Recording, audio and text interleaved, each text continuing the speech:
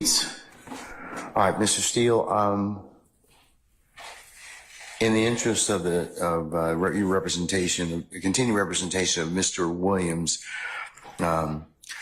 is been brought to court suggestion that you be here until when we've in all open sessions of court and until we finish for the day. So I'm still going to hold you in contempt. You can purge that contempt by just telling me who it is that told you this information. That's all I need to know.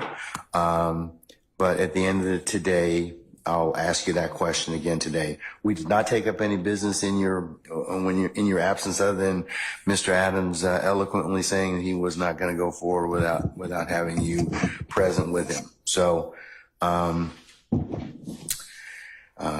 him not wanting to divulge who the information came from either. So, with that, sir, we're going to go ahead and continue. All right. Ask a question. Yes, sir. Did the court order the transcript that we can see it and have a hearing and call witnesses? No, I'm not gonna order the transcript as of yet, because if the case should be reviewed, the appellate court will have that particular ability to do that. I don't believe at this point in time it is the court's understanding of the ex parte conversation that the disclosure is the more troublesome remedy. If I did something wrong, then certainly that can be reviewed. But I'm not at this point in time going to release any of the transcript in terms of what may be disclosed or that was said in Chambers ex parte at this point. Well, I was told based upon information belief that it would affect this witness's testimony in front of the jury, because I was told based upon information belief that depending upon how the day goes, he may go home or not, depending upon his testimony. I'd like to know what that's about. I don't know, Mr. Steele. I don't know. I mean, that's why I would like to know who it is that told you or disclosed this information from Chambers, because I don't know if this person even had, if that conversation was even had within my presence or hearing. I don't. So I would like to have a hearing with the court as a witness, with the DAs as a witness, with the deputies as a witness, with Mr. Copeland as a witness, with his counsel as a witness, court reporter, transcript.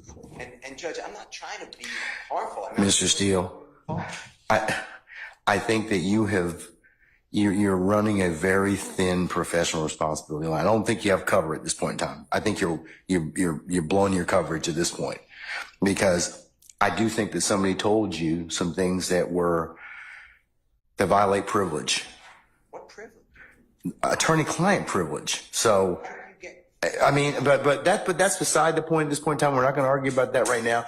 I just need, the way you purge your contempt is that you just tell me who told you this. I'm not asking you what was said. But you're indicating what was said. Yes. I want to know who told it to you. And I'm making it based upon information. But I need to know who it is, because that's critical for the court taking remedial steps at this point in time. You're holding me in contempt. No. Yeah, I'm holding you in contempt because you won't tell me who. How could something, I'm not trying to be obstruction, but how could something be attorney-client privilege if it happened before the court? Well, because if somebody's a represented party and they disclose the information that to you all as parties in this case, that could be a problem. That could be a problem. I don't. I mean, like I said, I don't know what was said to you. I don't.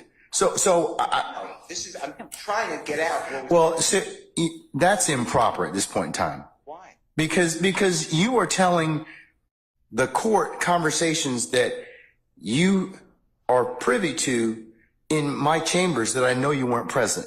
But the court was present. That's what I'm trying to say. That doesn't make a difference, but you got information that you shouldn't have had.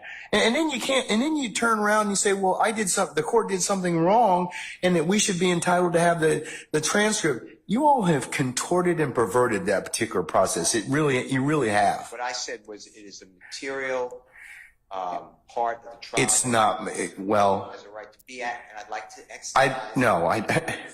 It would be just like if you all in the past have had ex parte conversations with the court.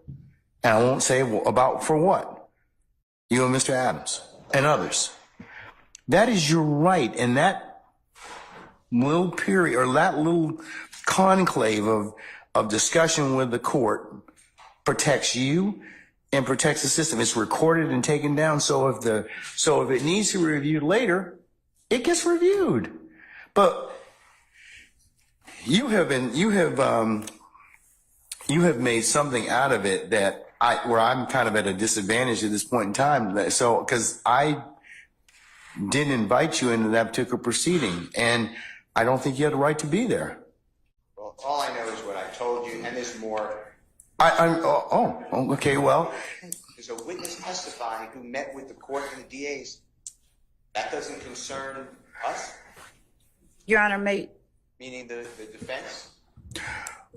I think that for an ex parte conversation, in terms of what was said, and I'm not gonna keep continuing to discuss this because the transcript is what the transcript is, and it will say what it reflects. It really will, and the court will stand by that. But the other conversations that you may be privy to or may have been disclosed to you, they're troubling. They are. That's why I've got to find out who it is that disclosed that information. So you have the keys to your own contempt. I don't want to hold you in contempt, sir. I don't. I'm not asking you to tell me what was said between the two of you, but I do need to know who told you. So if you're willing to tell me that, that's fine. That will purge your contempt.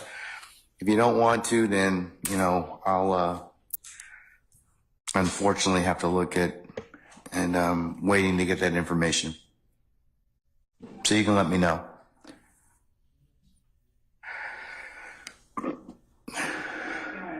Did the court put this in an order?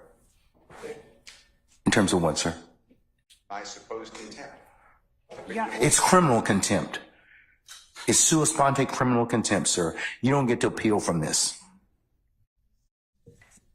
You will go into custody at 5 o'clock today or whenever we finish if you don't tell me what that is. Tell me who that is. This is criminal contempt. I have asked you a question related to this particular proceedings, and if you don't tell me, then you'll suffer the consequences of that. Unfortunately, like I said, I'm not looking to hold you in contempt. I really am. I'm not. But this is that important. Important. It is important. Okay. All right. So think about it. All right. Can I just, last thing, going forward, is over objection, because I believe that we're entitled to these information, especially with this witness. All right, sir. I'll note your objection. It'll be a continuing objection for the time being. And I may make some other remedies depending upon what information I find later. Okay? And all right. On behalf of Mr. Stillwell, I'm going to review our Brady demand for any Brady material Yes, sir. that came out from any conversations with Mr. Copeland, between Mr. Copeland and the District Yes, sir. Attorney's Office this morning. All right.